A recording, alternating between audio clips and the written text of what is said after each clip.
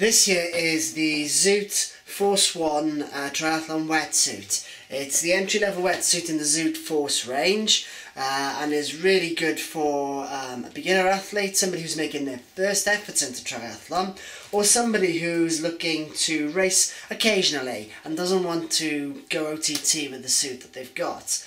Now this is the men's version of the wetsuit. The women's is exactly the same way in its design. Instead it's tapered where it needs to be, and the detailing is blue instead of red. So let's take a closer look then at what makes this wetsuit so special. This wetsuit is made using a 4mm body panel and 2mm panels around the shoulders and the tops of the arms. Now this is a great way for a wetsuit to be designed because it means you get the thickness in the wetsuit where you need it, but actually you get thinner material in your shoulders so that you don't get compressed or held down, so that you can swim freely and rotate your shoulders really freely. The suit is made using a completely closed cell neoprene, which again is important because that means you don't experience any drag, so that the suit will pass through the water as efficiently and as cleanly as possible. The last thing on the front end of the suit here worth looking at is across the tops of the legs and the bottom of the body. It actually goes on the back as well there. Zoot have built in a material that they call Aqualift. Now what this does is it's a more buoyant type of neoprene. So in the areas where triathletes in particular tend to sink, which is around their hips, the suit will help to keep you more buoyant, so that you will be more flat in the water, which is important if your legs tend to sink as well, because this will create, again, more drag behind you.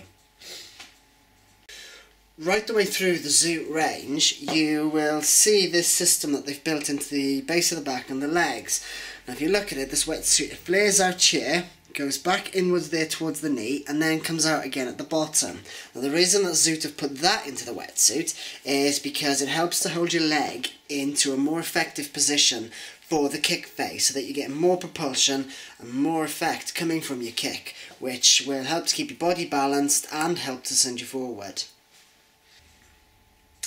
The zip here on the back of the wetsuit is also flexible. It's multi-directional, and it can move freely, so that as the suit pulls in one direction when you're stroking forward, the zip will go some way with it, so that you get great freedom across the top of your shoulders and across your back, which again is important while you're swimming, because you don't want to find that as you reach forward the suit is pulling you back there.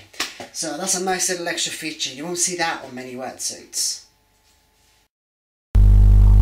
The Zoot Force 1 Triathlon Wetsuit is part of a great range of triathlon wetsuits that Zoot have introduced for 2012. The lightweight, highly flexible design is great because it means you don't have to waste any energy fighting against resistance from the suit, and the fully closed cell neoprene design means that you don't actually have to fight against any extra drag from the suit too.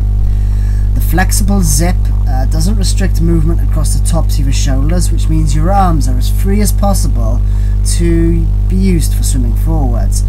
And the optimal kick design gives you great propulsion by holding your leg in the most ideal position to generate great force from your kick. And the Aqualift buoyancy panels in the wetsuit help to keep your body flat in the water, which is especially important if you find that when you swim you tend to sink a lot and waste a lot of energy trying to just stay above the water.